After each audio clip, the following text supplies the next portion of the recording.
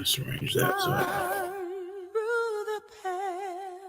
Listen to the people, listen to humanity, listen to the parrot, Parrot TV, Parrot TV, Parrot TV, Parrot TV, Parrot TV, Parrot. Listen to the people, listen to humanity, listen to the parrot, Parrot TV. Are you curious about financial literacy? Then take a look at Professor Anthony Rivecchio's new program on Parrot TV. It's called Financial Focus University. This is an excellent program to learn about questions related to your own finances post-COVID, and how you can manage your money, how you can work with your tax situation. And this is an excellent and informative discussion of financial literacy. With Professor Anthony Rivecchio, your financial problems will be solved at Parrot TV with Financial Focus University. Hello, welcome to Parrot TV's World Inkers Network, and I'm Dustin Pickering, your noble and honest host. Welcome to the show, Sankha Sen. He is a writer, musician, executive, and a visionary, ambassador of New York Parrot, and author in Literary Parrot Series 1 and 2. He has participated in Panorama International Literary Festival and has been awarded for his participation multiple times. His books had a grand launch in Kolkata International Book Fair. Lately, he has been doing many live shows in different virtual platforms in India, Australia, and the USA. He has already done multiple shows in Germany, Switzerland, Japan, India, and has performed on TV and radio and musical studios. His prose took place in Hunger Anthology. His literary works have been published in Germany and in the US. His autobiography and book review has been published in an online newspaper in India. We can find him in German newspapers too. So art and literature are his hobbies, as he is an engineer from a renowned university in India and did his master's from a well-known university in Germany and has been an academically good student from childhood. So we can see Sankha Sen being a multi-talented person, and he's a visionary with a lot of potential, a true inspiration for humanity. Thank you so much for joining us on the show today. Sankha, how are you doing? Hi, I'm fine. Thanks for the introduction. Yeah, how have you been doing? Doing great, actually. I'm glad we've got the show going again, and this is a good time to remind people that we're going to do the third series of the Literary Parrot pretty soon, so everybody can be tuned for that. So tell me, what was your thoughts on this wonderful anthology, this Hunger Anthology that we just released, Transcendent Zero Press? This beautiful book. I think it's one of our most beautiful covers that we've done. So what are your thoughts on the material you've read in there? So I also have got a copy of this. Let me show it to the guest.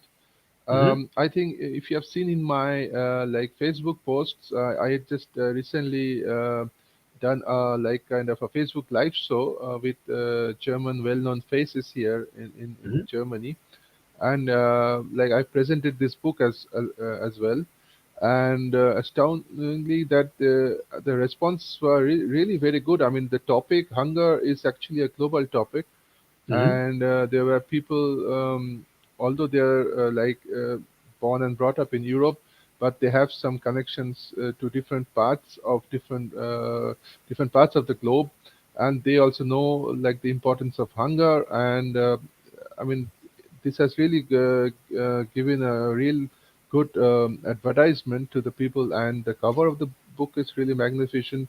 And I told them that I have written a prose on this, in which I have actually kind of explain the different causes of hunger, what really causes hunger, and what could be really done to come out of this, and how worse can it be, and how the global people are really joining to kind of come out of this problem.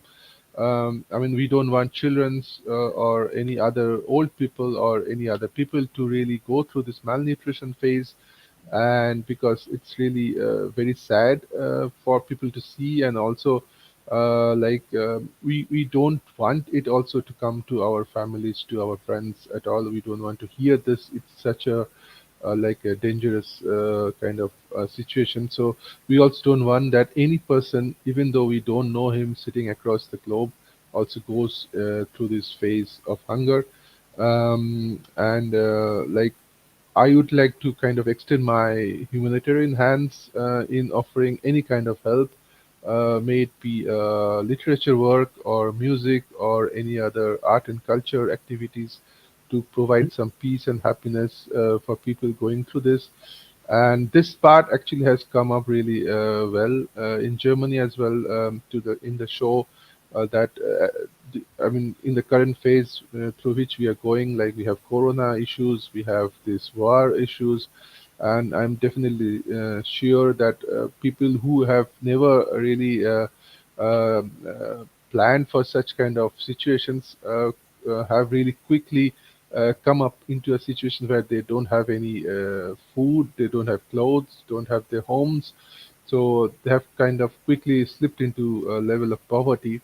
So I would really like to extend my hands of humanitarian efforts, like also with the help of World Inkers Network, with the New York Parrot, through our like interviews, to our literature and artwork which we're doing, to provide them some kind of peace and happiness, and also provide the mental strength to come out of this phase, and also come back to our good old past, where we were really in a peaceful situation.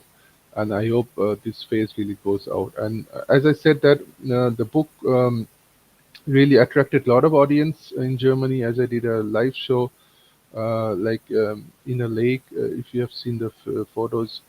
Mm-hmm. And also, I have also kind of discussed about this in different other platforms in which I had, like in Australia, Sydney. They also kind of invited me, so they also have kind of known about you, about New York Parrot, and also this hunger anthologies which I've actually published. So um, this is kind of a very important issue where I think the whole world is really thinking about, and it really attracted a lot of audience attention. Yeah. Excellent. I'm glad you're, helping promote the book and get the word out there. And, as I said, what we do it with Transcend Zero Press, like I've done several concept books. So we did one for love. We did one for, for selfhood as well. Our first anthology was selfhood, varieties of experience. And what I like to do is explore concepts and ideas and use language as a tool for that. And so like what I did with this book, hunger. The cover is done by Suburi Shinde in India. I believe what I try to do is explore the concept of hunger, like what the idea means to people in their minds. And a lot of people wrote about desire and lack of fulfillment, or hunger, like is in seeing something immense and beautiful, and hungering for beauty. There was a lot of different responses to hunger, the idea of what the word could mean potentially. And I quoted a quote from Pablo Neruda at the top here. Hunger, quarrel of mankind. Hunger, secret plant. Woodcutter's stump. Hunger, did the edge of your reef rise up to these high suspended towers? And that's from the heights of Machu Picchu, which I thought was a really interesting quote, because it's very ambiguous. It doesn't Yeah, really yeah, say, like it's not talking strictly about. It feels like what it's talking about is a hunger for, anything from industry to the the immense beauty that you see, and you hunger for that, and that fills you with a desire. And it's very ambiguous. So I thought that was a good quote to use to sort of introduce the volume and give a little bit of a take on and what this means, what this word means. So it's not necessarily about malnourishment or anything of that nature. Some of the poems have more conceptualized. hmm, So I don't know if you noticed that, like a lot of the work is also prose, which I believe you yeah, contributed yeah, an yeah, essay. So that was something we did. We definitely wanted to embrace a lot of potential ideas, yeah. and we did. I think we did a pretty good job. What do you think? Was it a successful book in your opinion? Let's see. I mean, one thing, even though we kind of tell it's really a good book and all, I think it come out also in paper and like in Amazon, we can see the 5-star rating, Hmm. which means a lot. I mean, even though we speak, you speak, or anyone else speak, okay, it's a great book and all, but when actually it comes into an website in Amazon, a 5-star rating, which really means a lot. I mean, I think that speaks for it. Like Absolutely. it's not easy to get a 5-star rating, and since it has really got, I think we should be proud of it that we are part of this. And you also, being the editor of this book, I think uh, we are just not promoting like this book. It's like a concept and also a topic which I think the whole world should kind of join hands and try to eradicate this problem throughout the world. And I hope you must have seen my heading of my prose. Hmm. It's called Hunger Served on a Dish. So the main idea which I really try to bring out is like um, we kind of decorate a lot of things and kind of hide the real problem inside. I mean, Hmm. if you travel countries, if you travel geographies, you might have seen, oh, there are some pockets which is like devastating, and there are some pockets which is like polished and colorful. And normally, for an outsider, uh, or the country, or let's say some nations, they try to portray those polished areas to the outside world, that oh, we are great, we are doing really super and all. But there are some pockets in every country, however rich a country is, which actually is not advertised or which is not really put forward. So try to see that, okay, even though you get a plate of beautiful food, uh, what happens if you really serve someone with a lot of delicacies, with a lot of kind of politeness, like if you go to an expensive restaurant and you order a French dish, very expensive cuisine, they will come, they will kind of serve you in a really typical European manner. But what happens if there is still hunger served on your plate? So, which the idea is really, it speaks for itself that don't just kind of polish your situation and hide this hunger, as if it's something which you don't want to show to the outside world. Be transparent and show that, okay, we are in this problem. We might be very rich nations, or we might be a very rich kind of a community or family, but there are some pockets where people are really undergoing this kind of problems. And come Hmm. forward, be transparent, try to join hands and kind of try to see those hunger pockets in our community, in our nations, are really eradicated. So I try to kind of bring this message to the humanity that don't just kind of with all your glare and with all your polishness, don't just hide this basic problem, which I think everyone or every part of the globe has to some extent. Here in the USA, I know a lot of metropolitan areas have had laws preventing people from feeding the homeless, and I thought that's absurd, that's ridiculous, and they don't seem to have much of a rationale behind it. Like I know, like here in Houston, for instance, Yeah. they asked the mayor some years ago, like, why is there's this law, and they're like, oh, well, we want to protect private property because apparently they think that people coming around begging for food makes or begging for anything, makes the businesses look bad, and people will stop coming to out to the squares, town squares and stuff. And so it was just kind of ridiculous. And it's like they won't even let you like hold like without an official permit. You can't even hold a soup kitchen or sit down and feed people, like in a setting of like like an organized setting Yeah. outside, like feed the homeless that way. It's like there's just been a lot of warfare, I guess you could say, against the against people that are disinherited, and it's not fair. I mean, that's in the United States. I mean, I know there's all over the world there's this problem, and in a lot of places it's much worse as far Yeah. as Yeah. the malnutrition and the lack of food. I know. a lot of people are, all over the world are having trouble getting food where they need where they're at. It's like not even being Yeah. able to get basic meals sometimes. The insecurity is frightening for some people. Yeah, yeah. I mean, like in third world countries, we see that it's very visible.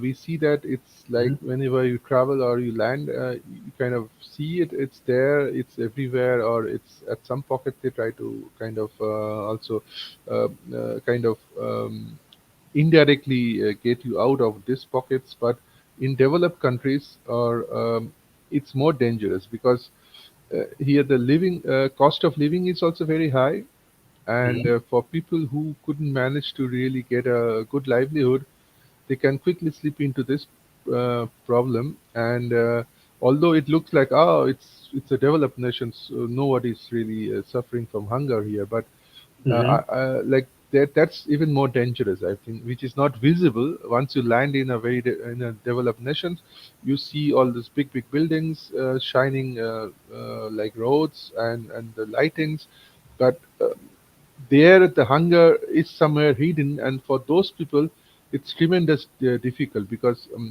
not their earning, not the state is helping them, and they cannot also beg because begging is not a tradition in such developed countries, and they can quickly fall into this kind of poverty, and also starts to starve and all.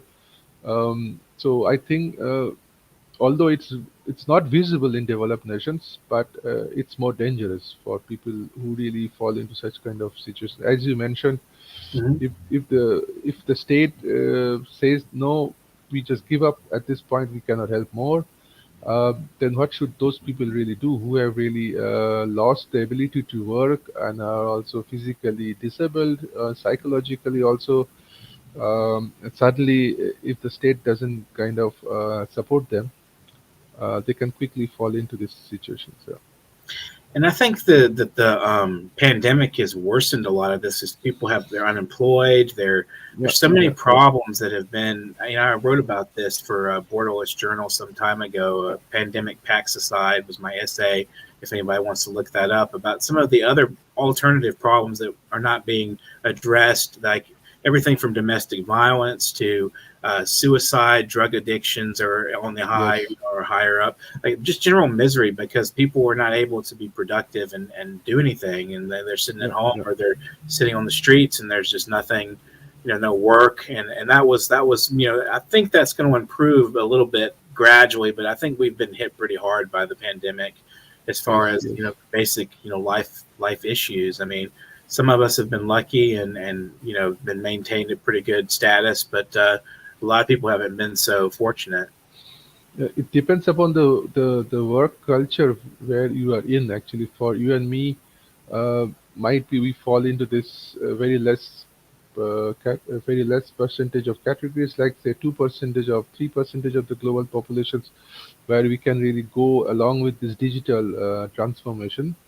But I'm pretty much sure there's a huge chunk of people who don't really come clear with this digital transformation. So they don't know how to use a PC, they don't know how to use the internet with Hmm. mobiles and all, and they have been always working like face to face, talking with people. They need the social associations for such kind of people, and uh, uh, it's very unfortunate that those people really cannot really cope up with this huge change which has happened. Hmm. Nowadays, we are almost everywhere virtually present, and in our like working environment, it is completely doable. But for those people, let's say, who are really traveling or driving a tram or driving a bus, or people like that, just a small example, but there are plenty of other professions where people need the social associations and they cannot get. And like for example, art and culture, for people who are really singing on a stage, or people who are really performing, playing guitar or piano on a stage, they need audience.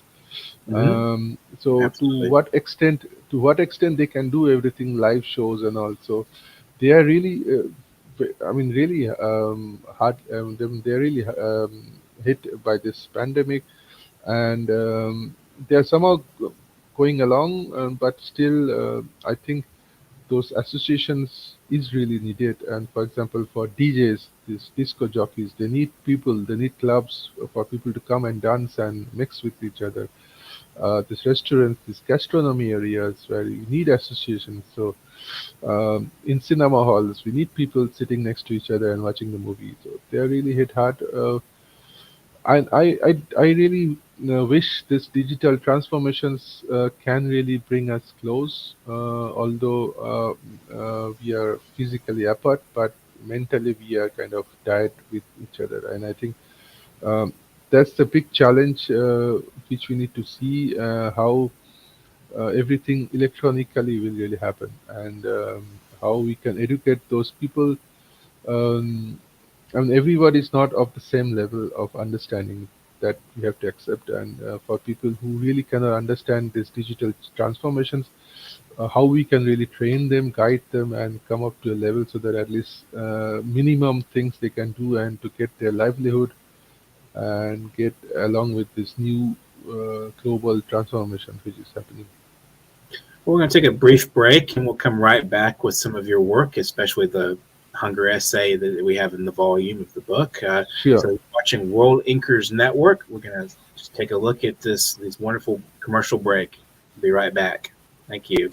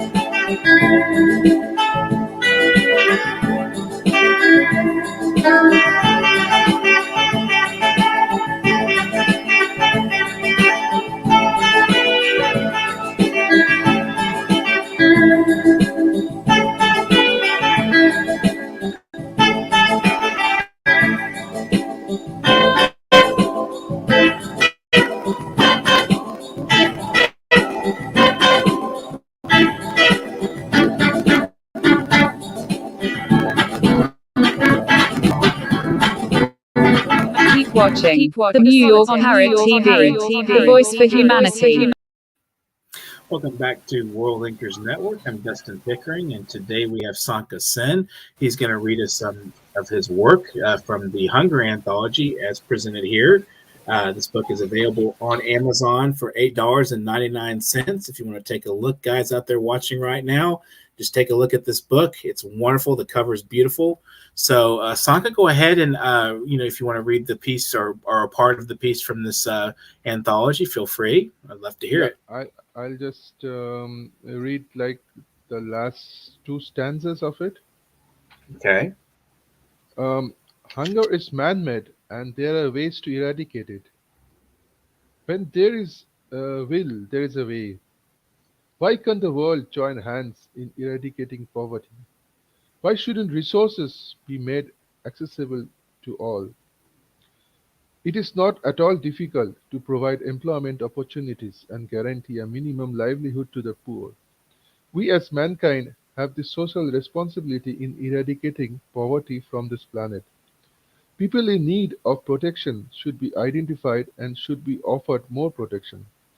Globalization might just be the answer to develop and empower the poor nations and help the economy to grow. Especially care should be taken in helping women. A right to coexist and a right to maintain the ecological balance on this planet is what Mother Nature expects from us. Hurdles would appear, for the human intelligence should be capable enough to understand its privileges and take the most benefit out of it. Prioritizing the risks which are knocking the doors of human existence should be dealt with highest attention. Short steps, but positive steps, could help mankind to secure the footsteps of the next generation, whose seeds are sown on the hopes and aspirations of millions of living and not living souls. Considering the world to be a restaurant where we order different menus of human welfare, but when the waiter serves hunger on a dish, it might just kill the appetite of a long-lasting human existence. It's still in our hands to change the menu card and change the cook and offer the customers with sufficient nourishment to live and let others live evermore on this beautiful blue paradise.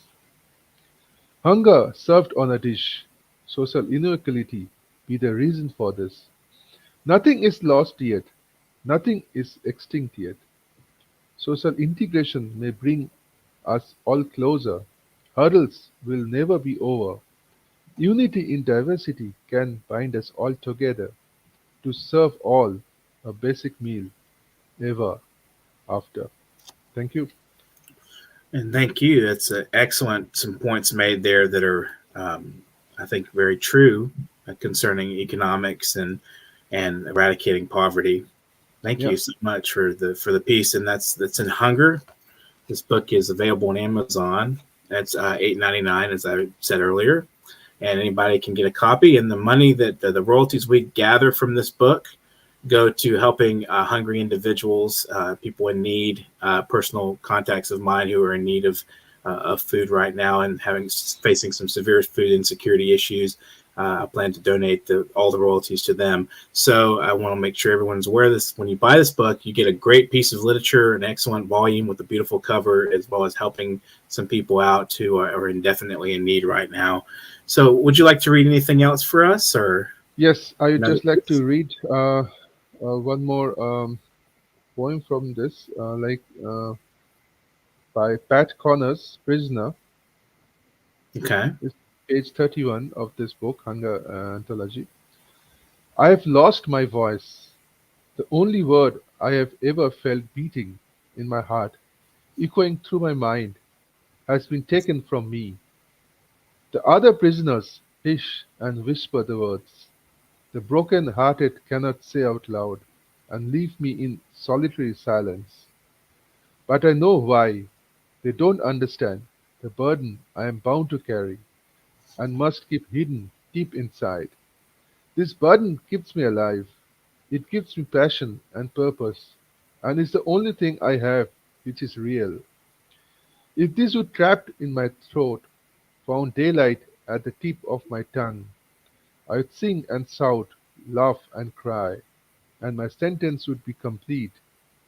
If I could see her again, make love to her slowly and gently, if I could say her name once more, then I would be free. That's a Well, beautiful poem. I like it it is by a Pat beautiful poem. Connors. Prisoner. He's based in Canada. He's Okay. out there in Canada, so he's been on the show a couple of times. And so, Okay. thanks, Pat, for your poem and for suggesting, and thank you for reading that, Sanka. Yeah.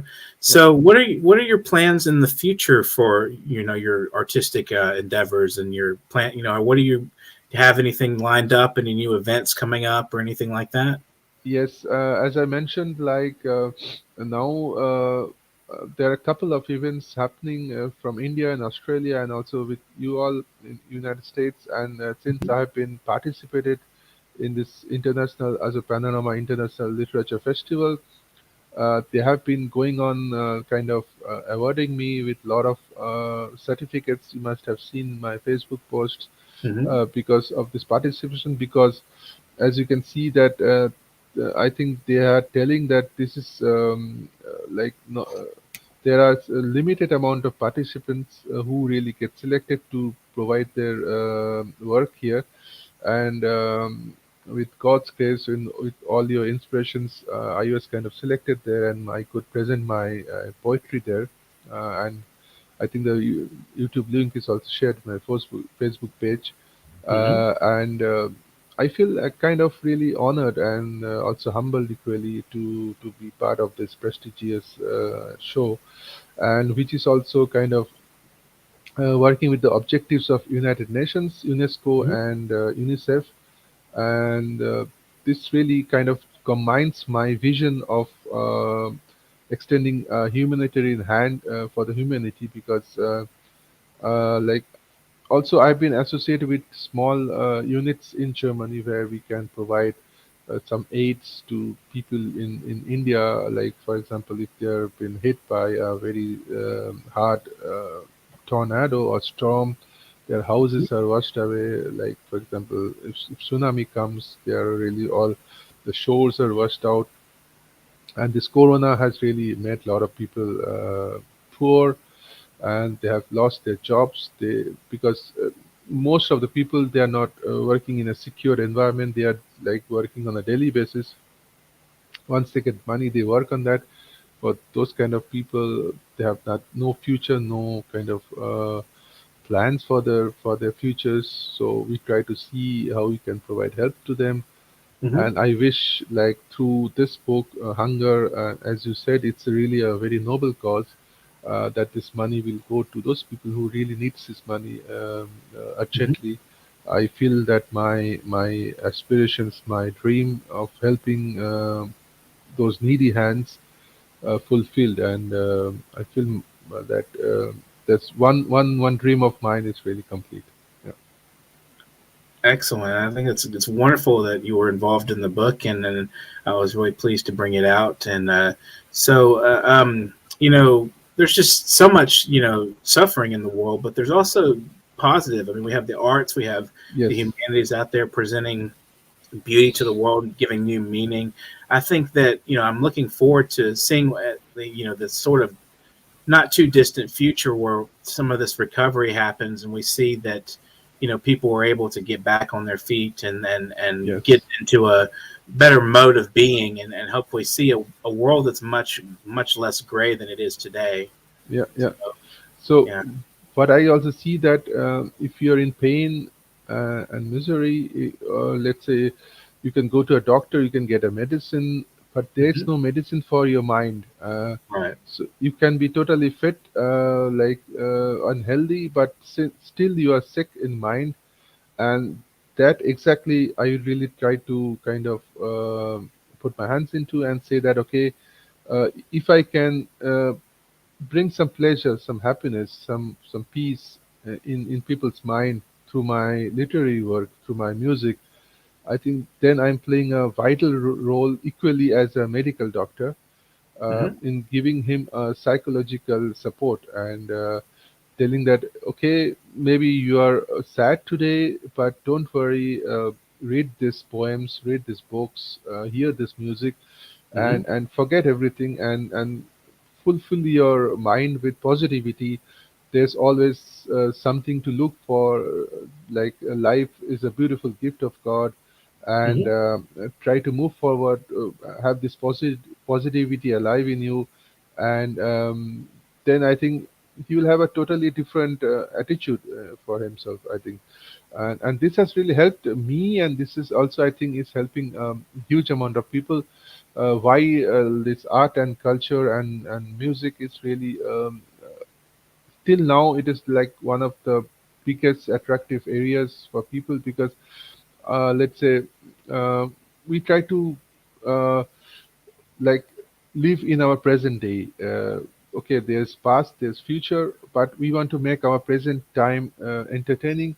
That's why I think wherever you go, I mean, if you really go into the corporate world, I mean, the more you grow in your corporate ladder, it all comes down to your creativity, because uh, let's say you do a presentation in your work, right? And if you're a manager, you're presenting something to a mass or to your senior managers, your presentation slides, the more attractive it is, the more audiences it catches, because Mhm. you can put a lot of data in your presentation, but if you mix your presentation slides with art and make it more attractive to people, really catch up your idea.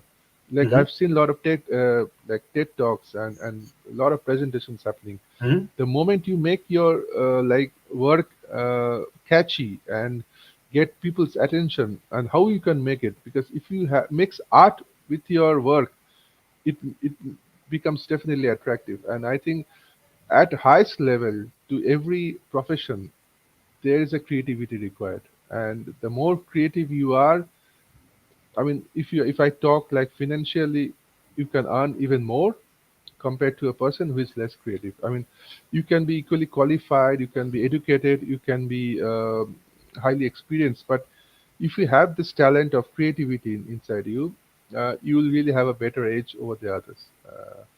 I think. I definitely agree with that. So we have remaining about 4 minutes or so. I was just wondering, what would you like to say in conclusion of the program to our viewers today? I'd like to say that stay with us with our World Inkers Network. Read our books. I mean, within a short span, we have got these beautiful books like the Literary Parrot #2 and the Literary Parrot #1, Hmm. and also this Hunger anthology. Get hold of these books; those are available in Amazon, and read those books.